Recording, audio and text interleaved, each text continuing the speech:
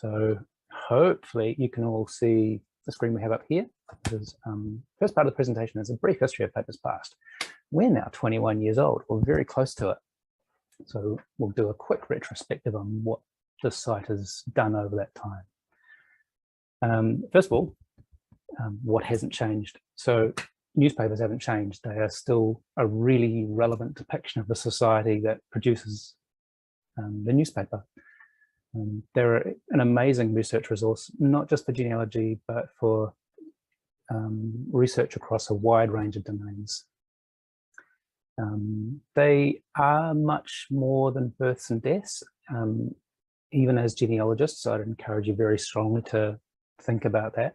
They're really useful for fleshing out the nitty-gritty of what the people in your family trees might have been doing, or your research subjects and what they might have been doing.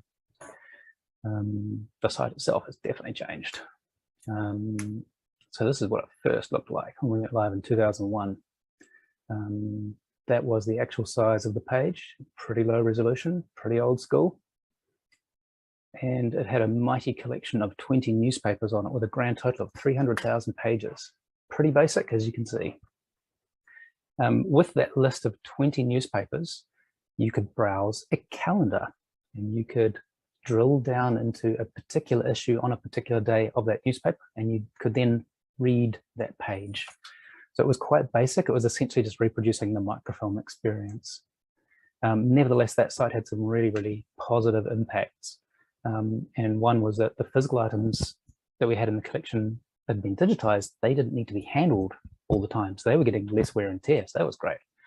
The other thing was that people no longer had to be in the library to access those resources. So we could get that material to people out in wherever they were. They didn't have to come to us to get access to that information. So the site started to get a bit of use online. And we started hearing back from some of those people. Where was the bloody search function? And there wasn't one at that point in time. So we decided to call in the big guns. And this is my colleagues Tracy and my colleague Gordon. Tracy is a digitization advisor. She still works in the National Library, and my colleague Gordon has since moved on. But between them, this Brains Trust produced this website, which you might have seen many years ago. This version of the site contained just newspapers, and it ran from about late 2008 until 2016. So 8 going on 9 years, which is about 150 years in website years. And it had search results. You could search within the text of the newspapers. This was the great breakthrough of this site. This was the fruit of the work that Gordon and Tracy did. And that single feature really transformed people's ability to find information within the texts and made them a much more relevant research resource, a much more accessible research resource. But as you can see, it's not perfect. The computer-generated text recognition is flawed, and you can probably see why from this little comparison of these two images. At the top, you've got a small snippet of an article that's not printed the best in a newspaper, and when you get a computer to try and recognize that text and pull all the letters out of it, what you get out of that is the string of gobbledygook just below it. So computers aren't great at recognizing text, particularly when the print quality is flawed. So there's some pros and cons.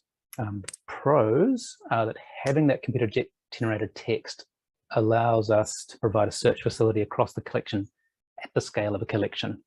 Now, currently the collection is 7 million pages, and there's no way on earth that myself and Tracy and Mel and Charlotte can type out all the words across 7 million pages and upload them. No, it's not practical. We have to rely on a computer generation process so we can do that volume of work and get it online and make it searchable. So it lets us do a huge volume of work, which is great. And the downside, obviously, is that computer recognition is imperfect. It gets thrown off by a range of things. Largely, it's around poor print quality. And we'll come back to that a little bit later on. So the old green site was around for nearly 9 years, and we hit a point where somebody observed, you guys have got a few other full text websites, and they all kind of do the same thing. You search across full text. Why don't you just bring them all together into one site and we can retire some other ones and save a bit of money. Libraries are always keen to save a bit of money, and also mean people, if we would bring the sites together, people wouldn't have to search 4 or 5 different sites to find all that material. So we produced this version of Papers Past, which went live in 2016. Initially had a slightly rocky landing because we had to work through some issues with it technically when it went live, but it hit its stride, and it served 4 collections. There's a collection of newspapers, there's magazines and journals, there's some letters and diaries, and parliamentary papers. And about December last year, we updated this site and revised the design a bit for a few reasons. We've now added a 5th collection, which is books, and we've also changed them with design very slightly. We were very careful to keep all of the features and all the buttons in exactly the same place as they were from the previous site to this one. That's something we learned from the last website migration. But we have made all the colors a bit darker so it's a bit easier on people who have some visibility issues. And in the center of the image there, you can see that's the new books collection. All the others are as they were. This interface we've also brought about because it allows you to search not just the whole collection. You look in the books collection here, you can search books, and you can search all content, or you can search the Ngā Reo Māori content. And this is a specific collection that sits within Papers Past in each of the other collections. And it's a collection of all of the printed te reo from the 19th century. It's a magnificent collection, and it's the focus of our work at the moment largely is getting the Books in Māori collection online. So that's very roughly where we are now. I think we'll probably dabble into a little bit of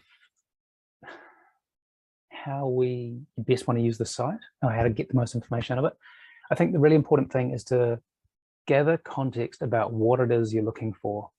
I will occasionally get questions from people that are very, very vague.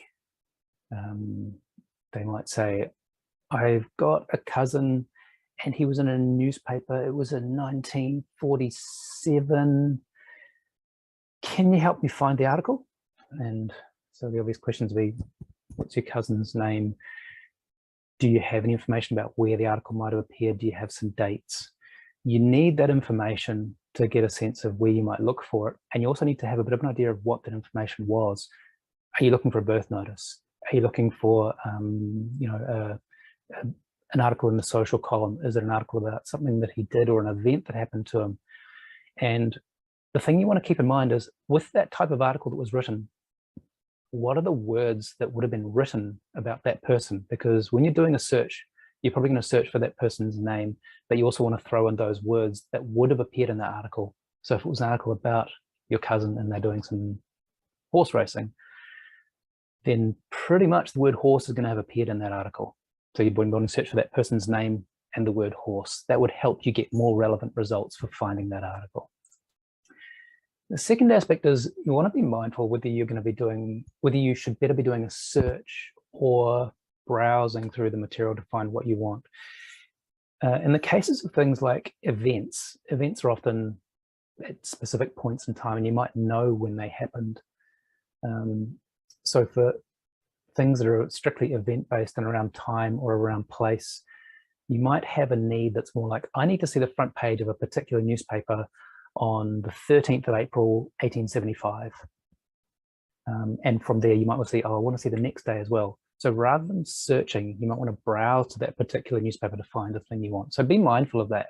There's going to be different research scenarios where search is better, and there's others where browse is better. So when you come to try and find the thing you want, just have a quick little think about that question. I think in terms of understanding how to search, as opposed to browsing, it's going to be of a lot of help to you folks to understand what digitized newspaper information looks like. It doesn't look like this. You might think, here's a digitized page of a newspaper. This is what it looks like to us with the human eye. You know, it makes sense. There's some columns, there's a big chunk of text, there's some advertisements. We can all make sense of this. Now, this is not what the Papers Past system sees. the thing you can see on screen now, this is what the paper's past system sees. There's a whole bunch of numbers referring to coordinates and dimensions and sizes. And there's a little string here, content. And you can see this whole column here. These are the individual words that appear on a page. And all the rest of this text is information about where that word on that page is located and which page it's located on, all that other information. So the computer has all this other stuff in mind so that it can apply highlighting to find things for you. So if we take just the words out of this view here, so we can just focus on them for a minute, you end up with this great big string of words from a page. This is probably a more digestible form of what the computer sees that we can understand easily. If you look at all these words, you'll notice that most of them, well, not most of them, but a large proportion of them contain typos. They're not accurately recognized. And this is because the print quality on this issue isn't great. But I just want you to be aware that while you might be able to read the page, the computer might not. So if you're doing a search for a particular word, the word you're searching for, it may not be possible to find it because it may not be accurately recognized. And an example is if you're searching for a person, and I've used the hypothetical example of a name Anne Laurel. Now, if you're doing that search, this page might come up in your results. And here's where you would find those Anne Laurels. You'll see there's an Anne, but it's gray. So this word has appeared in your results. There's a Laurel and Hardy. So because the word Laurel is there on the same article as Anne, it's considering it one of your results. If you look over here more on the left, you can see ANNF. Now, obviously, this is a mention of Anne, but the print quality is so poor that the E is recognized as an F. It's misrecognized. So this particular one isn't showing up in your results. It's not highlighted, even though it is obviously there. So this is a bit of an edge case. It's not a really mainstream example, but it's just to illustrate for you that the impact that letter recognition can have on your results. And there are ways to work around that, but keep this in mind when you're constructing your search. It can sometimes be like this. So let's take a little bit of a deeper look into searching and navigating through the site.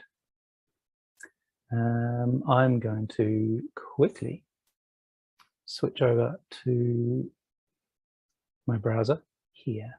Here we're on the Papers Past site itself.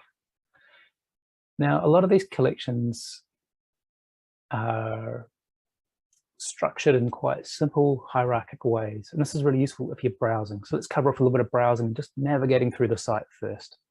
We'll start with newspapers. I'm hoping that some of you have seen the newspapers collection. You're going to have a bit of a familiarity with it, so we'll start there. If you think about a newspaper, you've got a newspaper title that exists. Well, there's one right in the middle of the page here. Let's use this, the Ashburton Herald. So the Ashburton Herald, that's a title. Within that title, you've got a huge number of issues that appear. And here we have a calendar on the screen, so you can browse to a date when an issue appeared. Let's say we're going to April the 11th, 1878. So we're now in a title, we're going to an issue, and on this issue, we're going to a page. You can see the pages here, and you can see a list of the articles. If we're on one of those pages, you can see that the page is made up of a range of articles. So it is quite hierarchical. You've got a title, you've got issues of titles, you've got pages within issues of titles, and you've got articles on pages of issues of titles. If you look along the top of the page, you've got this little string of text here. And this is a really handy way to navigate through the site. Let's say you've arrived at an article here, interprovincial. Now, hypothetically, what if this article mentioned something like more information about this is published on page 2 of this edition? How would you then get to page 2? You would use this little navigation bar at the top of the site to navigate through that material. From that article, you can either navigate to page 3 and then use previous page or next page to navigate to one of the previous pages. Or alternatively, you could have just gone straight to the issue and then click on one of those other pages that was mentioned.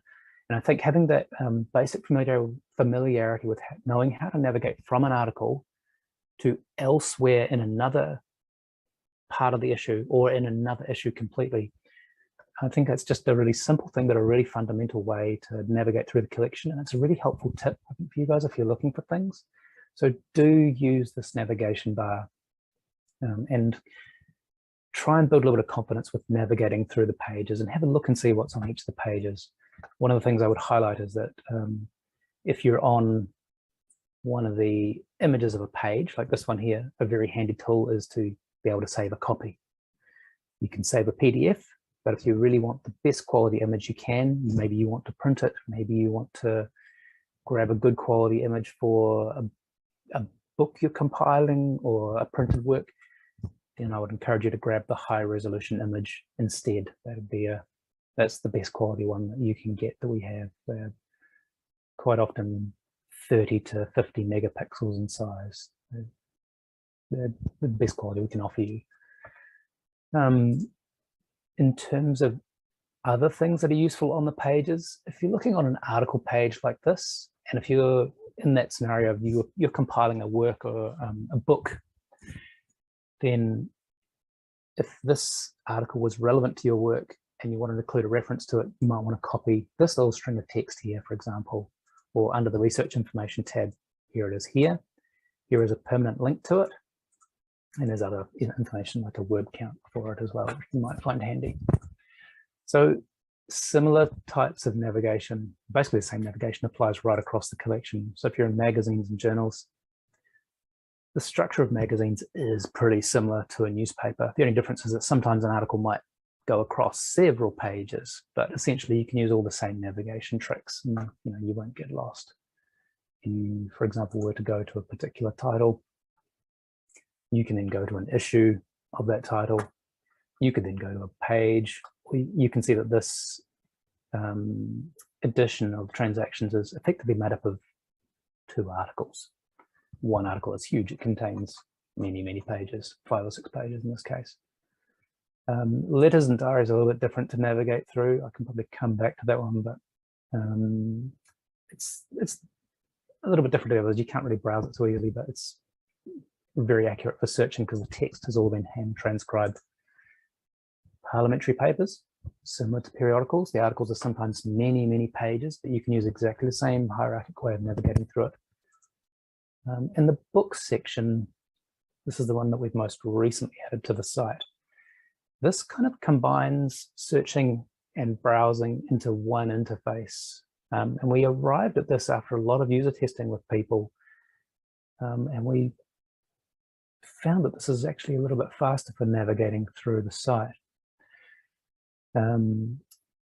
Books are quite different because when you've got one book, it might be comprised of 400 pages or 500 pages. How do you get to that one mention of that one name or that one word you're looking for within 500 pages? So we had to think about it structurally a bit, and that's how we arrived at this different system. If you were to do a search, and I'm going to use a horrifically generic search term of Smith, you'll get to a book. Here's one of the results. It's a book. You can see it consists of many, many chapters. How do I then find the Smith that I'm looking for? So if you look down in the bottom right-hand corner of this page, way over here, you can see find previous result and find next result. And this will skip through the book and take you to the previous and next highlighted occurrences of your search terms. And we've had to do that obviously for practical reasons. It's not like a newspaper where you can just scroll down the page a little bit and look at the next occurrence of the search term in your article, which is this big. It might be a 500-page item, so you've got to be able to find all those occurrences. So when you've found a useful book, there might be other things that are handy in that book as well. So where do you put another search term in? So with books, we've actually put the search function at the book level as well, and you can click here, search within this book, and search for something else, and just directly put another search term in. and skip to the next occurrence of that next search term while staying within the same book and without actually having to leave the page. So I just point out that books is a little bit different, and this is how you navigate through those really, really large texts. And we've arrived at that out of a lot of user testing. I'd be interested in anybody who is using the books interface, any feedback they have on it. We will be doing some more work on the books interface in the not too distant future. So if any of you would be interested in helping us with the user testing, please get in touch with me through the Papers Past email address, and I'd love to hear from you. So that's a very quick look at browsing through the site and through each of the collections.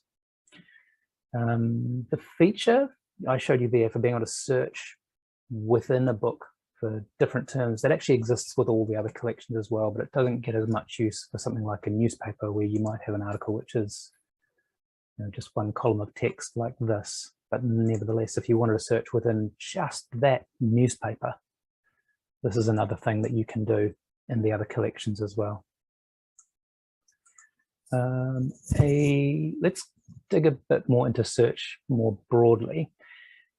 In December, when we released the Books in Māori collection, we also released the ability to search either the entire collection or just the Books in Māori collection, which is the Ngā Taonga Reo Māori collection here.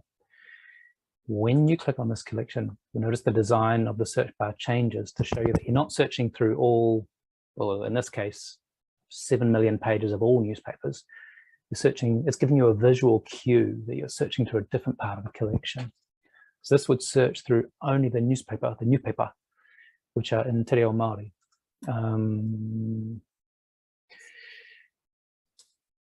Otherwise, it works exactly the same. You type in a search for a Te Reo Māori term, and you get results from only the Ngā Taonga Reo Māori part of the collection, where you get purely Te Reo Māori newspapers.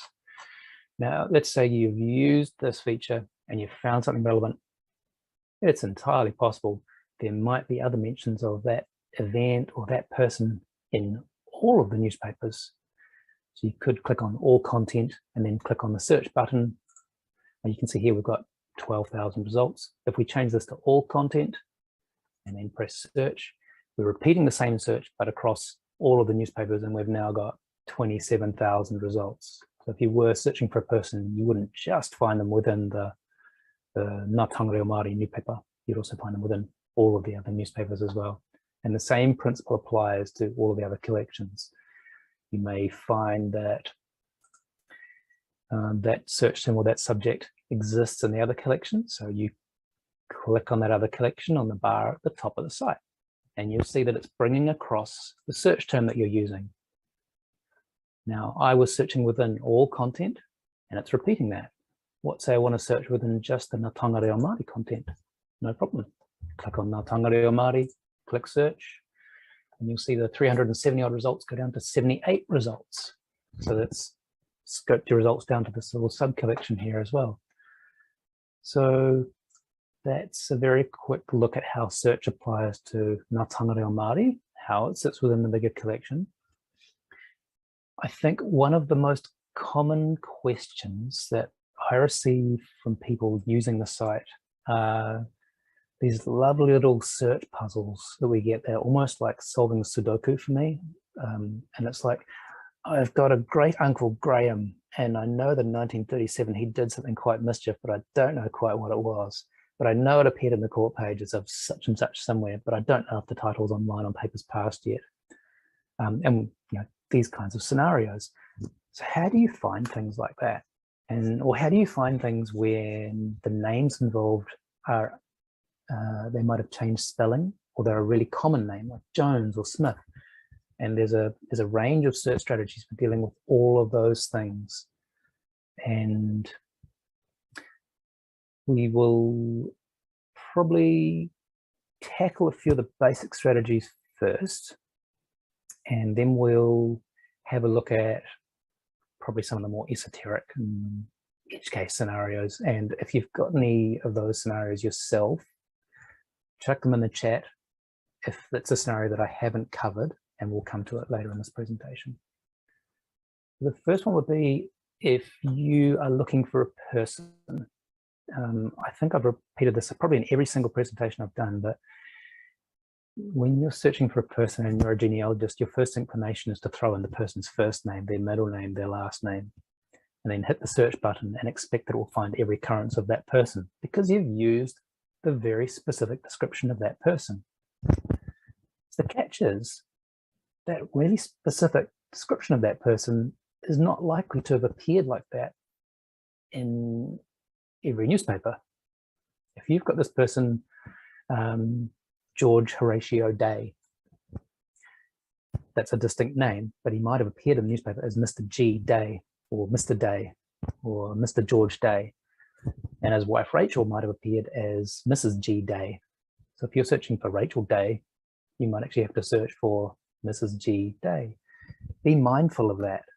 Search terms that you're going to use to find the thing you want, they have to mirror what was written in the material for them to turn up as a search result. Because the reason I'm using Sudoku and stuff like that as a point of reference is you're kind of trying to match patterns. It's like matching fingerprints made up of text. You're going to have a block of text comprising a newspaper article written in the language of a 19th or early 20th century journalist who uses all of the idioms and terms of that day and that time to describe an event. If you want to find that article, the search terms that you put in to surface it have to mirror the language used in that article. What's a really good example? Maybe it doesn't need an example. I think it probably stands alone to an extent. Another common one would be looking at the George Day scenario, when you've got names that are also proper nouns or correlate with events. And thank you so much for the person many years ago who gave me the example of George Day. And a person who was looking for an ancestor called George Day and doing a search on Papers Past, they found pretty much all these references to St. George's Day throughout all of their results.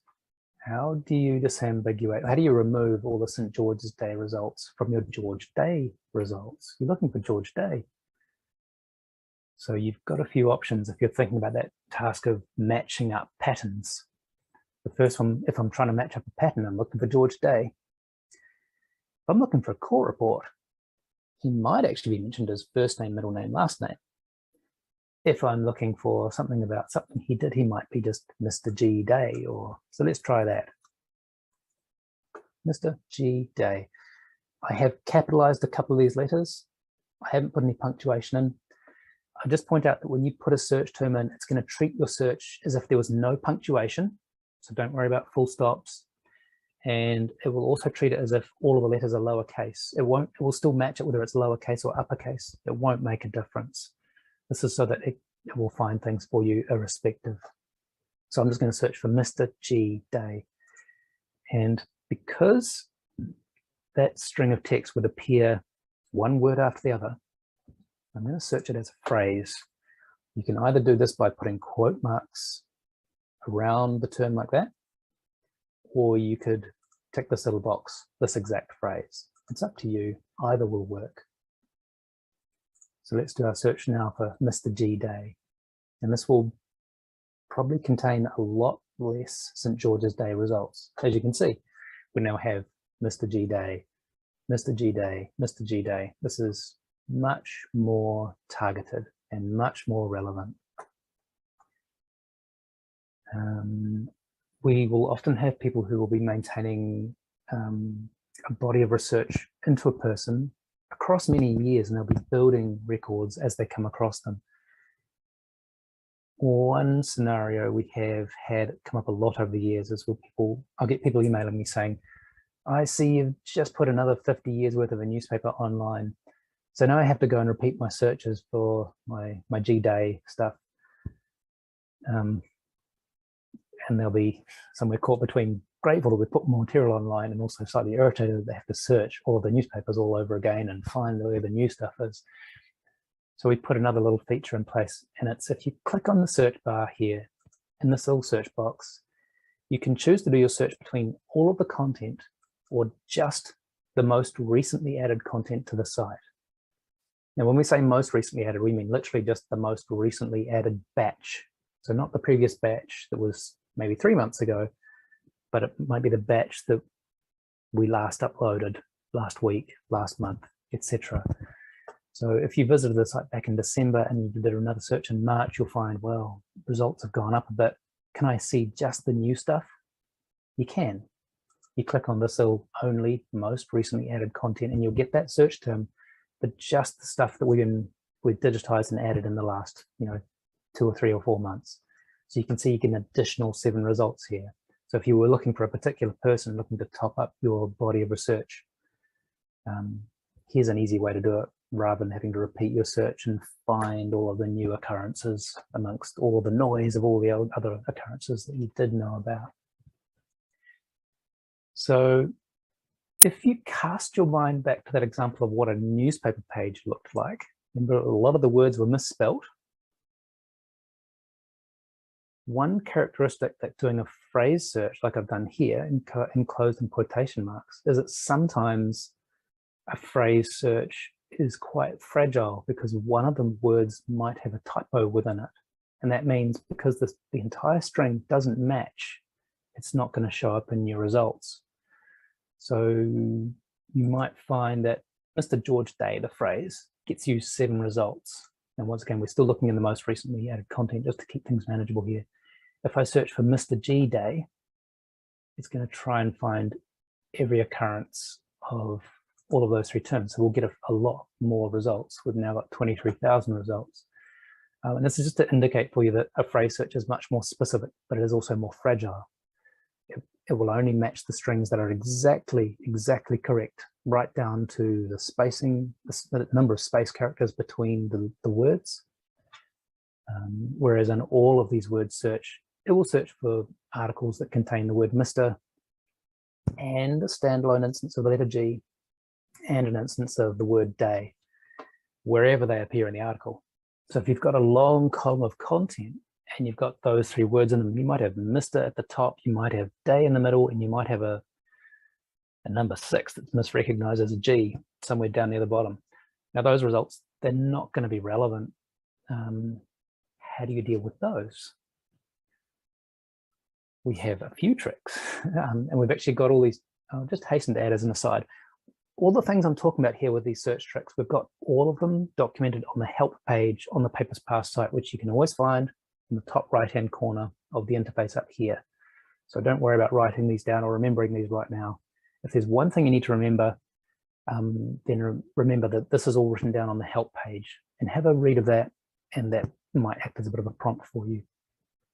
So for the scenario where you've got like a long article and you've searched for 2 words, you're probably going to find more relevant results if those 2 words occur close to each other than if they're far apart from each other.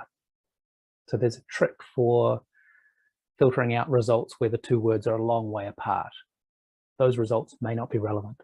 The results where they're quite close together, they might be much more relevant to the thing that you're looking for. That might not be a person, obviously it might be a subject. So let's use the G Day scenario. To do this, I'm going to wrap it in quotes, but this is not going to be a phrase search. I'm adding the tilde character, which on your keyboard is usually up in the top left-hand corner beside the number 1 button. You press Shift and glaive, I think it's called, and it gives you this little character like a horizontal S. So you type it in as you can see it on screen here, and then you put a number, and the number refers to how close or how far apart the 2 words have to be to appear in your results. So if you look at the search term I've typed in here, G Day tilde 7, to interpret this search term says, I want results for G Day where G and day are no more than 7 words apart from each other. If they're more than 7 words apart from each other, don't want to see it. So this is a proximity-based search. So if we do this type of search, we're probably going to find something that's not 27,000 results. It's not 7 results.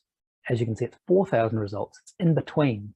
We've brought that big pool of results down to a smaller pool just by changing how far apart those words are going to appear. So the big column, big long columns where you've got day at the top and a G at the bottom, you've suddenly filtered those out of your search results. There's going to be scenarios where that's really handy. There's going to be scenarios where that's just a really weird esoteric trick that the service manager for Papers Past showed you and you forgot it straight away and it wasn't relevant. No problem. For those of you that are doing research into maybe more, not genealogy, but other fields, and I had this scenario come up recently with a researcher into computational linguistics. She's a woman studying at a university in Germany, and she's doing a postgraduate degree on New Zealand English. And specifically, it's around the evolution of how proper nouns are used in New Zealand English. So it's a pretty niche subject, right? For that kind of scenario, this proximity-based searching is quite handy, but you reverse it. Now, she was searching for combinations of words, but she didn't want results where some of the words were too close together. So she wanted to remove them where two words appeared close together. So there's a way for doing that, and it's a grouping. I know this is really going down the rabbit hole of weird looking search terms. Nevertheless, here's a cool trick you can show at a party you're having sometime. This would be a search for the word surf,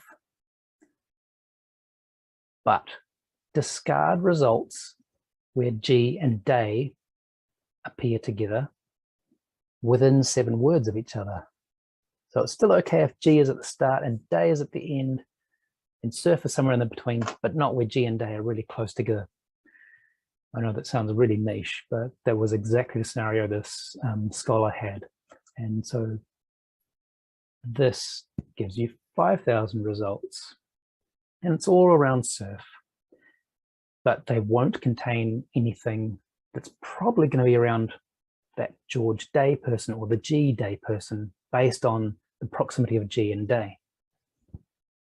So as I say, very niche trick, but this shows you how the search functionality is quite open to interpretation for different scenarios that don't just apply to genealogy and family history research, but can apply more specifically to other fields of research depending on what you're doing.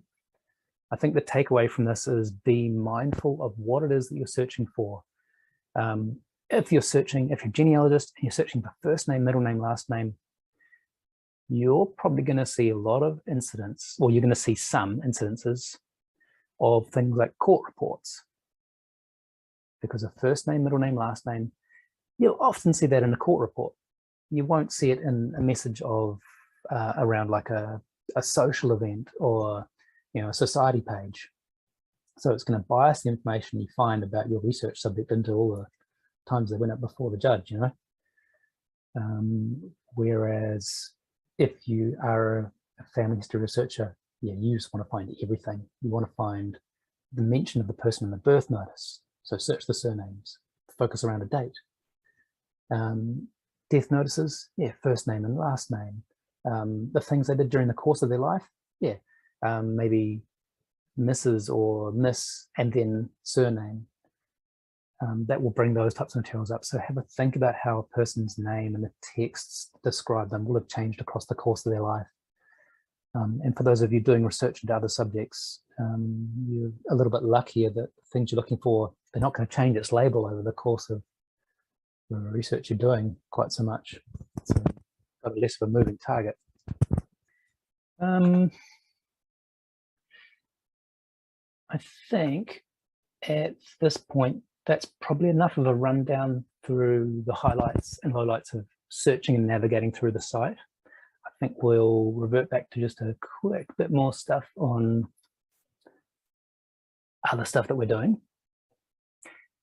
Future plans. So we've done about maybe the first third of the Ngā Taonga Reo Māori collection that I mentioned before. There's about 1,500 individual items, some of which are many, many hundreds of pages. And I think this is going to be an internationally really significant collection. As I mentioned, it's every single printed word of te reo from the 19th century. often te reo that was written by people who were born before any English speakers were in New Zealand.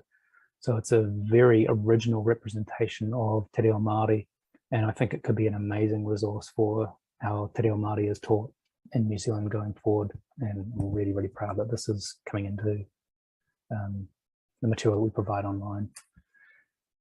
Second thing, you might have seen recently we brought the press up to 1971 on Papers Past as of a few weeks ago. We've got agreement with Fairfax to bring that up to with Stuff in Fairfax, bring it up to 1995. And we've also gotten permission for them to do the Auckland Star up to 1989, which is amazing. So Auckland is going to get some pretty good coverage of more recent dates in the near future. And they have given us permission on some other titles yet, but we're still working through the practicalities of which title and which ones are going to be suitable. But in terms of which ones we choose, it's going to probably follow the same pattern we've taken for the newspapers on Papers Past. We'll look to cover the major areas that have the most people in them first, and then we'll sort of maybe extend it out to some of the other areas of New Zealand that have fewer people in them, so that we get the most coverage possible for the least digitization buck, basically. So do expect to see more recent dates on Papers Past. This has been a really hard and long, slow-moving piece of work. We try to be really respectful of relationships we have with copyright holders. So I'm sorry this has taken so long, but we just try to do it the right way. And the other one is, I saw this pop up in the chat a minute or two ago, errors and texts on the site. 2 years ago, might have even been 3 years ago, we got quite a long way to adding a text correction feature to Papers Past. And something that held us off from adding the feature to the main public Papers Past site was that we did a bit of testing and a bit of thinking, and we discovered that it had the potential to radically slow the site down badly and have pages timing out and issues like that. We thought that probably wouldn't look so good to put a situation like that in front of people when there was clearly a bit of more engineering around the performance that had to be done. We had to go back and do a whole bunch of server work and a server migration, and time moved on, and then we had to do the Books in Māori collection. Anyway, so we've finished all that prep work. We've done Books in Māori, or the first part of Books in Māori, that's underway. We're now returning to adding text corrections onto the main Papers Past site. This is by far the most requested feature for any website we have in the National Library that I've seen across the course of so many years. It's not a trivial piece of work. We want to do it carefully. We're making headway on this now, again. I'm really sorry for the huge amounts of delays there have been on this. So text correction is coming back. The other thing I would highlight is we rely a lot on feedback from people to guide where we go and what we do. You know, things, it only helps us identify things to improve.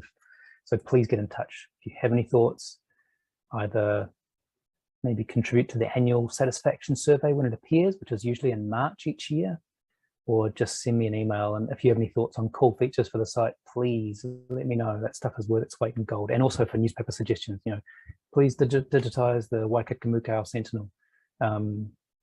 Those are suggestions that are really helpful for us. Lastly, here's a few more hopefully helpful links for you. First and foremost, at the top there, you can see the link to the help page where most of the search tips I mentioned are located. There's a link to our collaborative digitization page for those of you that might be part of community groups and maybe have a vested interest in seeing particular newspapers that serve particular communities being digitized and put on Papers Past. There are ways to do that. Check out that second link there. We've got some open data, which is actually the raw metadata of all of our 19th century out of copyright papers. They're online and available to download if you want to tinker with that metadata. NZDL was one of the very first, if not the first, New Zealand full text website, and it's kind of the, genealogically speaking, it's kind of the grandfather to Papers Past itself. It's an original version of the same application that we use for Papers Past. And the other one is A to J's, which is essentially the parliamentary papers section of Papers Past. It is also a standalone website. We're about at time.